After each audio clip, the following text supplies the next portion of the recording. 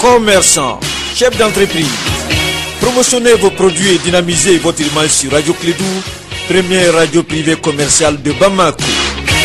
Découvrez nos différents supports de communication en contactant notre service commercial au 20 21 0018. 20 21 0018. Le sport, les infos, la musique, l'actualité, de tout amuser et servir à chaud pour vous sur Radio Clédou.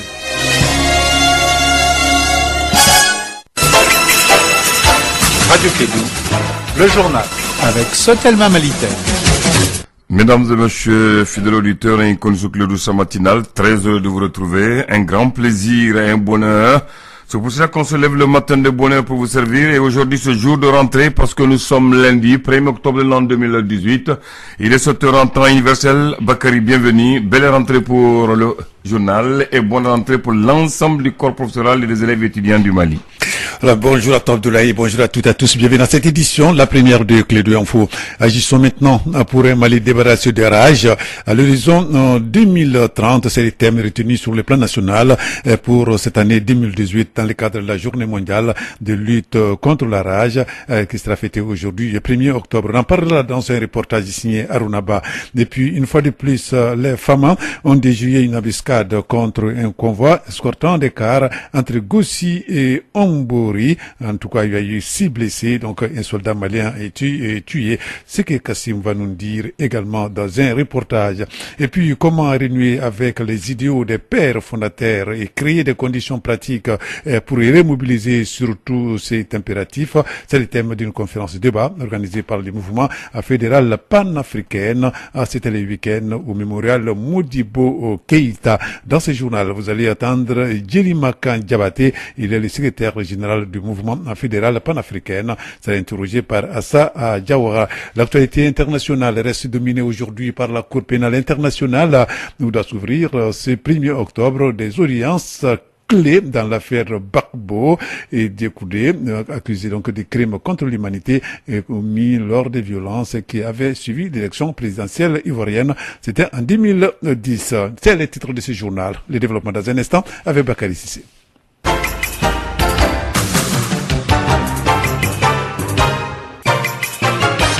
Bienvenue donc à cette édition, la première de Clédou Info. Aujourd'hui, nous sommes le lundi 1er octobre 2018. Je le disais tantôt, agissons maintenant pour un Mali débarrassé des rages. À l'horizon 2030, c'est le thème retenu sur les plans national pour cette année 2018 dans le cadre de la journée mondiale de lutte contre la rage. La journée mondiale anti-rage est marquée chaque année pour sensibiliser la prévention et mettre en avant des progrès accomplis pour vaincre cette fois-ci cette maladie. La cérémonie officielle d'inoculation s'est tenue, c'est en fin de semaine ici à Bamako avec Madame le ministre de l'élevage et de la pêche du Mali, Kane Rokia Magiraga. Reportage signé Arunaba.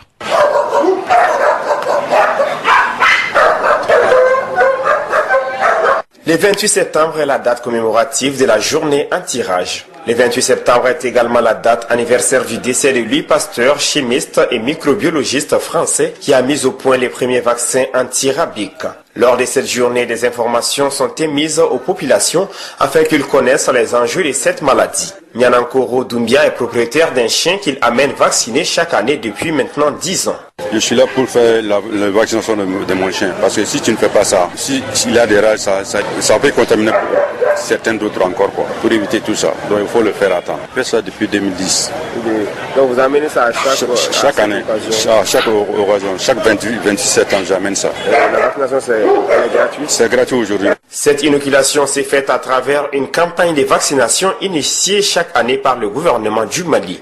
Kane Rokia Magiraga, ministre de l'élevage et de la pêche. En moyenne, 1470 personnes sont mortes chaque année par des animaux au niveau du district de Bamako, dont 97% par les chiens. Au Mali, la lutte contre la rage est soutenue. par des dispositions législatives et réglementaires, par l'organisation des campagnes annuelles de vaccination des chiens, ainsi que la prophylaxie et la prise en charge des personnes mordues et exposées. Actuellement, le coût du traitement d'une personne mordue par un chien enragé pèse lourdement sur le revenu des ménages. En effet, le prix d'une dose de vaccin anti-arabique pour les carnivores est de 1500 francs CFA et le coût du traitement anti-arabique est de 54 350 francs CFA. La rage est une maladie virale transmise à l'homme par la morsure ou le léchage d'un animal enragé. Mortelle une fois déclarée, la rage peut être prévenue par la vaccination avant les départs, mais aussi après exposition au risque. Elle est transmise par les contacts avec la salive d'un animal contaminé et tue encore plus de 59 000 personnes par an, surtout en Afrique et en Asie.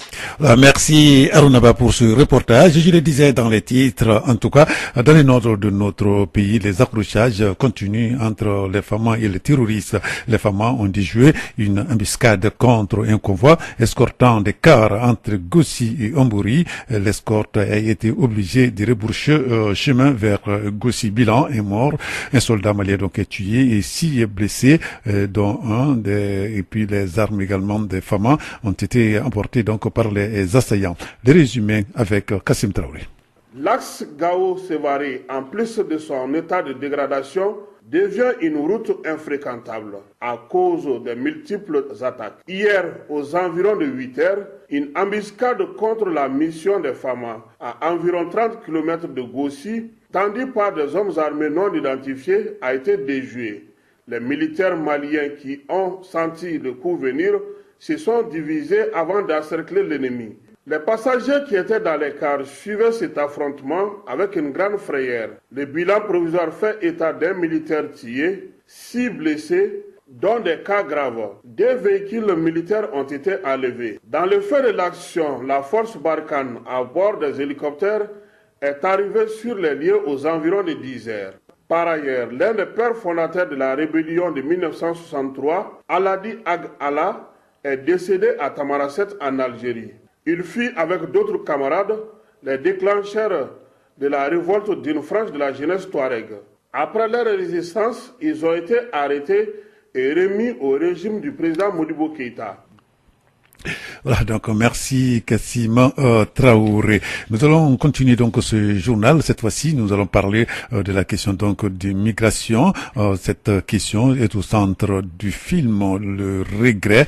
Il a été réalisé par le jeune malien Oumarou Maïga. Ce film a bénéficié du financement du ministère des Maliens de l'extérieur de l'intégration africaine.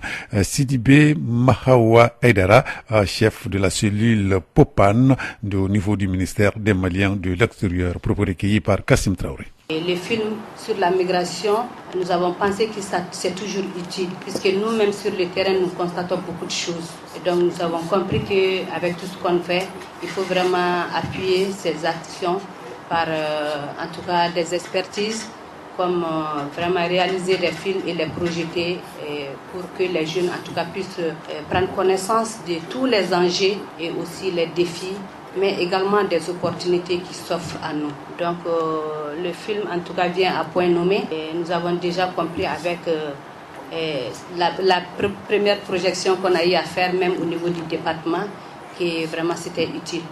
Donc nous remercions vraiment le réalisateur pour le travail accompli et aussi tous ses collaborateurs. Donc nous sommes là cet après-midi et à cette occasion et vous informer pour que vous puissiez nous aider dans nos actions de tous les jours et nous conseiller également. Vraiment, nous sommes à vous. Sidibé Marawa Aidara, chef de la cellule PONAM au niveau du ministère des Maliens de l'extérieur de l'intégration africaine. Sur un autre plan, comment renouer avec les idéaux des pères fondateurs et créer les conditions pratiques pour remobiliser surtout cet impératif. C'est le thème d'une conférence débat organisée par le mouvement fédéral panafricain. C'est cet week-end au centre Modibo, au mémorial Modibo Keïta. Il avait pour objectif de renforcer l'unité africaine. Nous allons écouter Djelimakan Diabaté, il est le secrétaire général du mouvement fédéral panafricain au micro de Assa Diawara. Les objectifs de cette conférence, c'est l'unité africaine. Tout tourne autour de l'unité africaine. Parce que le constat est là, tout le monde parle des recherches de l'Afrique. Mais tout le monde parle de la pauvreté aussi, n'est-ce pas, en Afrique. Alors, pourquoi vous avez de la recherche chez vous et vous ne profitez pas? Cette lutte n'a pas commencé par cette nouvelle génération que nous sommes. C'est des pères qui ont commencé, tels que les Modibo Keïta. Nous sommes au centre mémorial Modibo Keïta. Notre présence ici, c'est en témoigner ce travail abattu, comme l'Nkwame Nkrumah, qui ont sacrifié leur vie pour l'unité africaine. Ce mouvement-là, en 2015, plus précisément, il y a des dignes filles, des dignes fils de l'Afrique qui quand même ont mûri cette réflexion. Pourquoi ne pas reprendre le flambeau et essayer de faire notre parcours? Parce que chacun a son rôle à jouer. Alors aujourd'hui, on se retrouve pour se donner des directives. On se retrouve pour se rafraîchir vraiment la mémoire. On se retrouve pour que nous puissions se donner la main pour aller, n'est-ce pas, à l'unification africaine. Parce que c'est en cela nous allons avoir, n'est-ce pas, ce qu'on appelle la paix dans la sécurité. Bien, les propos de Guélimakan Diabaté, le secrétaire général du mouvement fédéral panafricain, au micro de Assa Diawara. Clé de Info, première édition, ce qui va nous conduire à l'actualité internationale.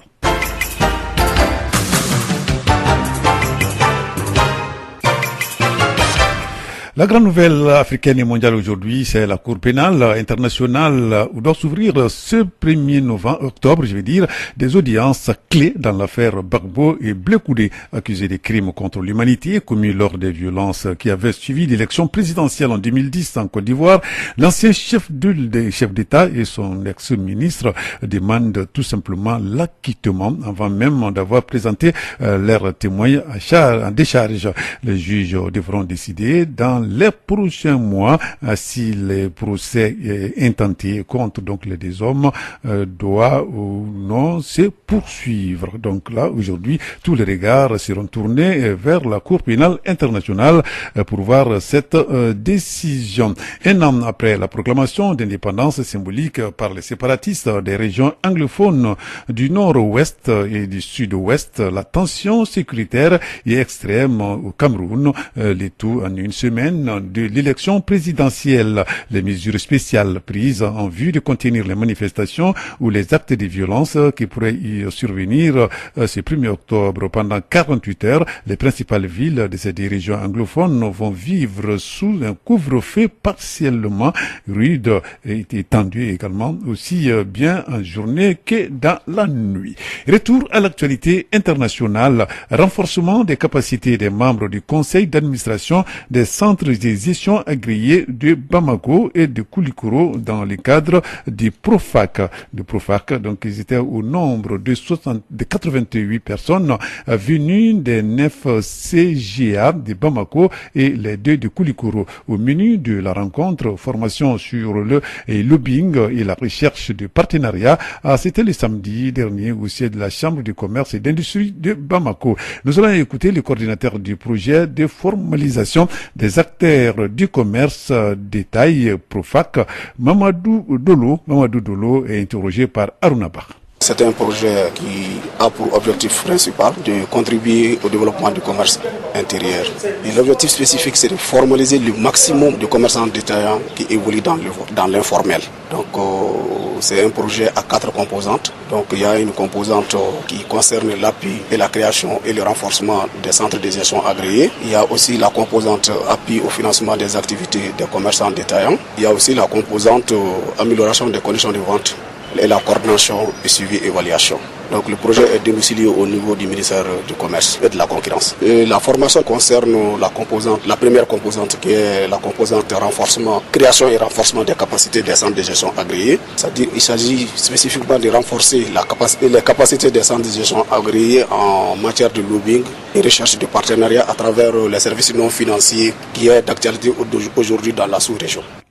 Donc, propos recueillis par Arunaba. Nous allons parler maintenant de l'emploi, surtout de la sortie des promotions des matrones, des sages-femmes, des infirmiers. Ça sera sur le marché de l'emploi. C'était donc à la faveur de la sortie de la première promotion de l'école de santé et Kaladiata. Cette première promotion porte le nom de l'honorable Moussa Tembene, premier vice-président de l'Assemblée nationale du Mali. Kassim Traoré. Situé à cheval entre le quartier Sawalibougou et Kalaban-Adeken, l'école de santé Kaladiata a fait la sortie de sa première promotion. Dr Salimou Kanté, promoteur de l'établissement. On est extrêmement très content. C'est la première promotion de l'école de santé Kaladiata. Une promotion que je dis excellente parce qu'ils ont fait presque 100% dans toutes les filières que nous avons proposées évidemment à différents parents d'élèves. Vraiment, nous sommes extrêmement fiers de cette promotion et ils sont aguerris maintenant certainement sur le marché de l'emploi. Bon, le choix de Moussa Tembene est vraiment symbolique, c'est extrêmement important. Sinon, on n'a pas de relation particulière avec lui. Nous avons voulu lui choisir réellement comme ça. Jelika Bagayogo a, au nom de cette promotion, remercié les parents d'élèves, mais surtout le corps professionnel. Je suis très contente aujourd'hui. C'est l'effort que nous avons fait durant ces 3 années. Je remercie tout le monde, surtout les parents, pour leur soutien moral, financier. Et surtout le parent aussi, l'administration, Dr Kanté Salimou, le directeur de l'ISH. Vraiment, les mots me manquent ce matin pour exprimer. Pour le marché de l'emploi? Inch'Allah, oui, je suis prête. Je serai à la hauteur avec les collègues, Inch'Allah. C'est l'honorable Moussa Tembene qui a été choisi comme parrain de cette promotion. Il était tout joyeux lors de la cérémonie. Le niveau est une chose et l'expérience dans la vie en est une autre. Donc les jeunes ont besoin de repères. Et le fait que je sois désigné pour moi, en quelque sorte, c'est pas les renommées qu'il faut voir, c'est pas ça. Mais ce qui est important, surtout, c'est le fait que ces jeunes se réfèrent en vous comme étant leur modèle. Je pense que ça c'est extrêmement important. Donc ça nous oblige nous-mêmes à mieux nous comporter pour servir vraiment d'exemple pour ces jeunes dans le sens vraiment en tout cas de participer pleinement au développement de notre pays. Dr Salimou Kanté et ses collègues veulent se battre pour redoubler l'exploit de cette année. Voilà, merci Kassim Traoré, ce qui me fait à cette édition, la première de Clé de Info. Merci de l'avoir suivi. Au micro pour la présentation, Bakary Sissé, mise en onde Abdoulaye Andane. Vous allez rester avec nous dans un instant, la rubrique Elect sur notre antenne. Radio Clédou, le journal avec Sotelma Malitaire.